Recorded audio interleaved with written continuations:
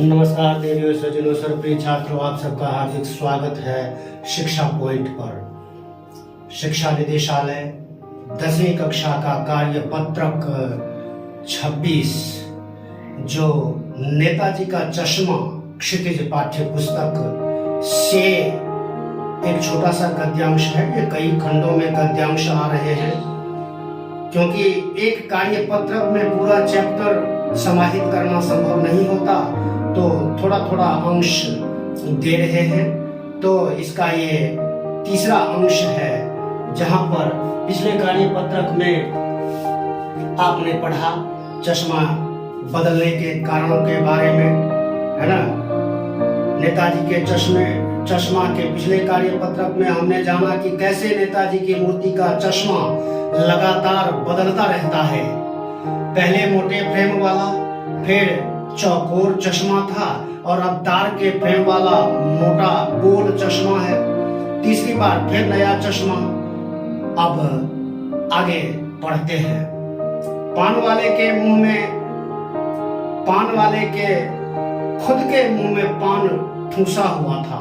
वह काला, मोटा और खुशमिजाज आदमी था। हवलदार साहब का प्रश्न सुनकर वह आंखों ही आंखों में हंसा। उसकी तोंद थिरकी।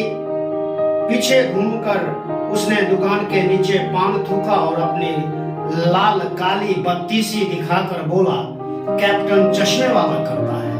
जब हवलदार साहब ने पूछा कि भैया ये नेताजी का चश्मा रोज रोज कैसे बदल जाता है, तो उसने जवाब दिया कि ये एक कैप्टन नाम का व्यक्ति है जो ये काम करता है।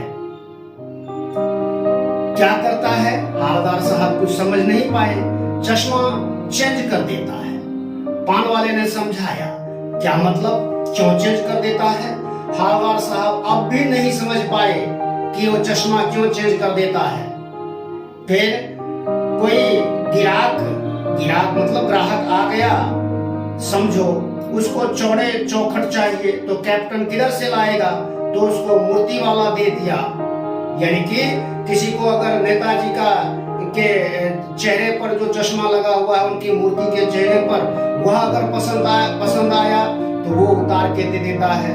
मानो वो क्षमा भी मांगता है इस काम के लिए। उधर दूसरा बिठा दिया। फिर अब हवलदार साहब को बात कुछ समझ में आ गई। एक चश्मे वाला है जिसका नाम कैप्टन है, उसे नेताजी की बगैर चश्मे वाली मूर्ति बुरी लगती है, बल्कि आहत करती है। उनको दुख होता है उसको, मानो चश्मे के बगैर नेताजी को असुविधा हो रही हो। असुविधा तो मूर्ति को क्या होगी, लेकिन नेताजी सुभाष चंद्र बोस हमेशा चश्मा लगाते थे और चश्मा उनके चेहरे पर, जो भी आप मूर्ति कहीं भी देख लीजिए, किसी फिल्म में देख लीजिए, कहीं भी देख लीजिए, तो बिना चश्मे का उनका बचपन का या युवावस्था का ही कोई फोटो, कोई इमेज देखने को मिल जाएगी। अदरवाइज वो चश्मा लगाते थे और कैप्टन को उनकी प्रतिमा के ऊपर चश्मा न होना, शायद जो बनाने वाला था लाल सिंह नाम का मास्टर, जो उसने जल्दबाजी में बनाई होगी मूर्ति, तो वो चश्मा लगाना भूल गया था। तो उसको ये चीज खटकती है चश्मे वाले को, यानी कैप्टन को। इसलिए वह अपनी छोटी सी दुकान में उपलब्ध गिने चुने फ्रेमों में से एक नेताजी की मूर्ति पर फिट कर देता है। लेकिन जब कोई ग्राहक आता है और उसे वैसे ही फ्रेम की दरकार होती है जैसा मूर्ति पर लगा है, तो कैप्टन चश्मे वाला मूर्ति पर लगा फ्रेम संभवतः नेताजी से क्षमा मांगते हुए लाकर ग्राहक को दे देता है और बाद में नेताजी को दूसरा फ्रेम लौटा देता है। वाह भाई, खूब, क्या आइडिया है। लेकिन भाई एक बात अभी भी समझ में नहीं आई। हवलदार साहब ने पान वाले से फिर पूछा, नेताजी का ओरिजिनल चश्मा कहाँ गया जो मूर्ति पर फिट होना चाहिए? वो चश्मे के बारे में पूछा है।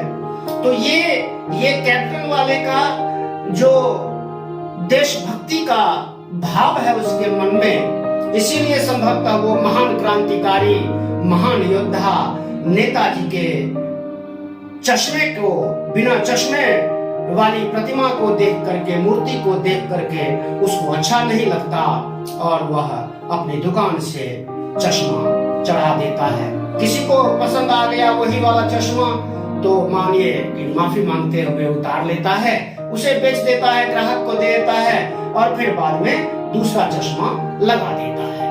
ये तो इसका भाव है। आगे प्रश्न देखते हैं। पहला प्रश्न है, पान वाले का हुलिया कैसा था? तो इस कार्यपत्रक में पहला प्रश्न है, पान वाले का हुलिया कैसा था? तो पान वाला खुद भी पान बहुत खाता था। पान वाला खुद भी बहुत पान खाता था। वह अभी भी पान चबा रहा था।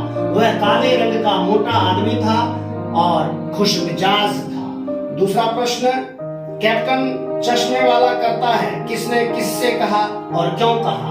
तो कैप्टन चश्मे वाला करता है ऐसा पान वाले ने हरदार साहब से कहा क्योंकि हरदार साहब ने नेताजी के बदलते चश्मे के बारे में पूछा था। तीसरा प्रश्न है, पान वाले ने हरदार साहब को चश्मा बदलने का क्या कारण बताया?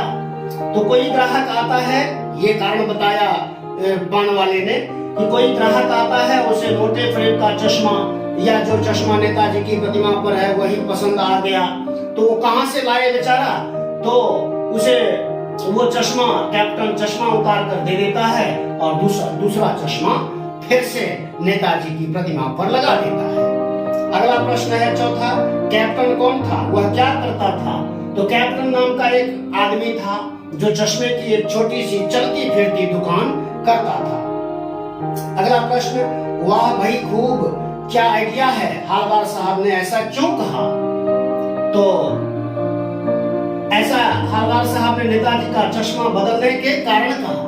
उन्होंने जब ये जाना कि एक कैप्टन है और वह ऐसा काम कर देता है, खाली नहीं रहने बिना चश्मे की प्रतिमा उसको अच्छी नहीं लगती है, तो वो चश्मा बेशक उतार कर ग्राहक को बेच देता है लेकिन फिर से दूसरा चश्मा लगा देता है। ये आइडिया, यही कारण था जो कि उन्होंने ये बात कही कि वाह भाई खूब, क्या आइडिया है। अगला प्रश्न, मुहावरों का अर्थ लिखकर वाक्यों में प्रयोग कीजिए और आंख एवं बत्तीसी से मिलते जुलते 5-5 और मुहावरे लिखिए। तो इसका देखिए, पहला है, आंखों ही आंखों में हंसना अर्थात पलकों में हंसना। पलकों, आंखों की ऐसी स्थिति हो जाना जहां ये मालूम हो कि कोई हंस रहा है। वाक्य होगा, तुम आंखों ही आंखों में हंसते हुए बहुत अच्छे दिखते हो।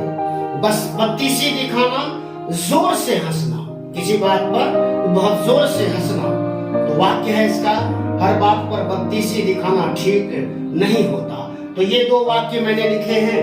आपको इन मुहावरों से संबंधित और 5-5 मुहावरे भी लिखने हैं, तो आप ढूंढ करके, चर्चा करके, अपने दोस्तों से पूछ करके आप लिखें और ये पूरा कार्य पत्रक सही से, छोटे छोटे अंश दिए जा रहे हैं ना वाक्य पाठों से, उनको सही से समझिए और प्रश्नों के उत्तर लिखिए, क्योंकि बहुविकल्पिक प्रश्न आएंगे। अधिक संभावना यही है कि प्रश्न पत्र में अधिकतर प्रश्न बहुविकल्पिक होंगे, 4-4 विकल्पों वाले होंगे।